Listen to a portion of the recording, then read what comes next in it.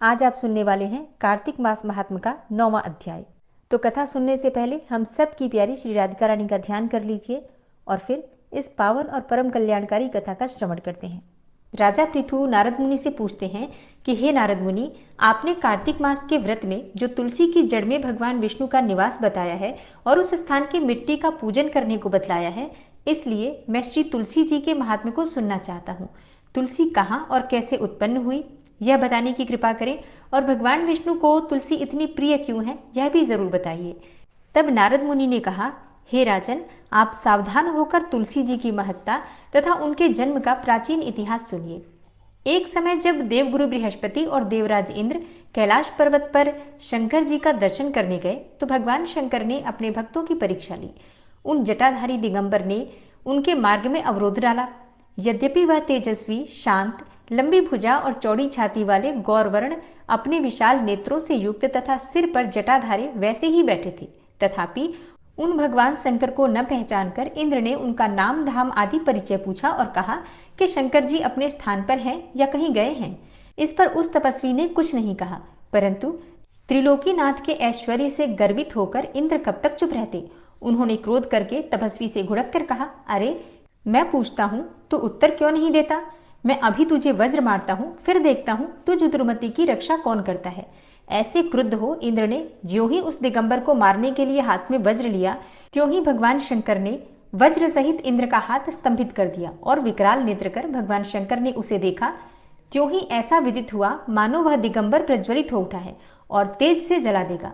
भुजाएं स्तंभित होने से इंद्र के क्रोध और दुख का अंत न रहा, परंतु ज्यों ही बृहस्पति जी ने उस पुरुष को प्रज्वलित देखा, त्यों ही अपनी बुद्धि से उसको शंकर भगवान जानकर प्रणाम किया और दंडवत कर बहुत सी स्तुति भी की। फिर इंद्र ने भी भगवान शंकर से कहा, हे दीनानाथ, हे महादेव, आप अपना क्रोध रोककर इंद्र के अपराध को क्षमा कर दीजिए। बृहस्पति के यह वचन सुनकर महेश्वर गंभीर वाणी से बोले, मैं अपने नेत्रों से निकाले हुए क्रोध को कैसे रोकूं? तब बृहस्पति ने कहा, हे भगवान, अपने भक्तों पर दया करनी चाहिए।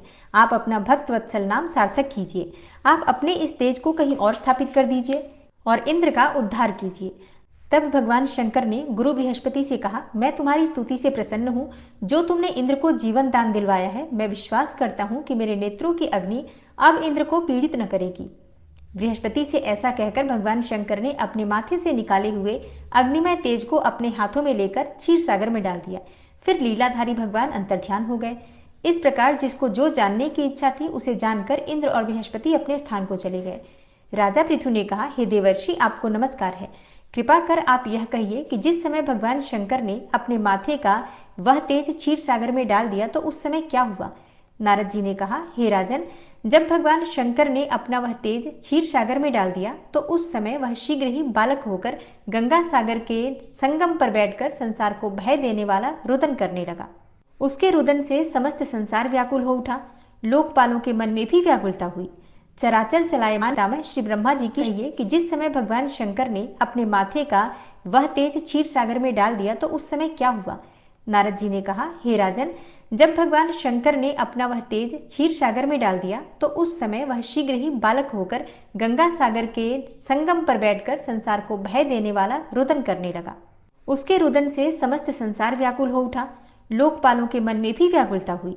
चराचर चलायमान हो गया। शंकर सुवन के रुदन से ब्रह्मांड व्याकुल हो गए। समस्त देवता और ऋषि मुनि व्याकुल होकर लोक पितामह श्री ब्रह्मा जी की शरण में गए। सबने मिलकर श्री ब्रह्मा जी को प्रणाम किया और स्तुति की। फिर कहा कि हे पितामह, यह तो बड़ा भयंकर समय उपस्थित हुआ है। हे महायोगिन, इसका नाश कीजिए। तब देवताओं की ऐसी बात सुनकर श्री ब्रह्मा जी सत्यलोक से उतरकर उस बालक को देखने के लिए समुद्र तट पर आए। समुद्र ने ब्रह्मा जी को आता देखकर प्रणाम किया और बालक को उठाकर उनकी गोद में दे दिया। तब विस्मित होकर श्री ब्रह्मा जी ने पूछा, हे सागर, तुम शीघ्र कहो कि यह बालक किसका है? समुद्र ने विनम्र शब्दों में कहा, प्रभु, यह तो मैं नहीं जानता, किंतु मुझे इतना अवश्य ज्ञात है कि गंगा सागर के संगम पर प्रकट हुआ है। अतएव हे जगत गुरु, आप इस बालक का जात कर्म आदि संस्कार कीजिए, इसका जातक फल बताइए। नारद जी कहते हैं कि इधर तो सागर ब्रह्मा जी के गले में हाथ डालकर बार बार उनका आकर्षण कर रहा था। फिर तो उसने ब्रह्मा जी का गला इतनी जोर से पकड़ा कि उससे पीड़ित हो ब्रह्मा जी के नेत्रों में आंसू टपकने लगे। किसी प्रकार से ब्रह्मा जी ने अपने दोनों हाथों का जोर लगाकर अपना गला छुड़ाया और सागर से कहा, हे सागर, सुनो, मैं तुम्हारे पुत्र का जातक फल कहता हूँ। मेरे नेत्रों से जो यह जल निकला है, इसका कारण इसका नाम जलंधर होगा। यह उत्पन्न होने के साथ ही तरुण हो गया है। इससे यह सब शास्त्रों का पारगामी, महापराक्रमी, महावीर, बलवान, महायोद्धा और रण दुर्मद होगा।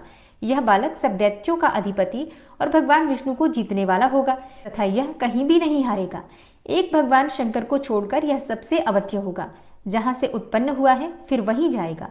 इसकी स्त्री बड़ी पतिव्रता, सौभाग्यशालिनी, सर्वांग सुंदरी और परम मनोहर, मिष्टभाषिणी तथा शीलवान होगी।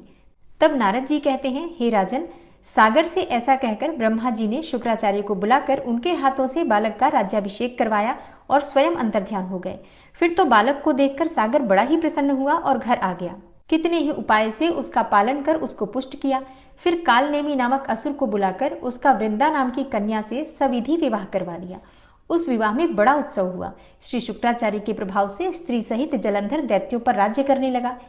इसके बाद क्या हुआ, किस प्रकार से वृंदा तुलसी के रूप में अवतरित हुई और किस प्रकार से शालिग्राम के साथ उनकी पूजा होती है। तुलसी महारानी और शालिग्राम की ये कथा आप कल के अध्याय में सुनेंगे।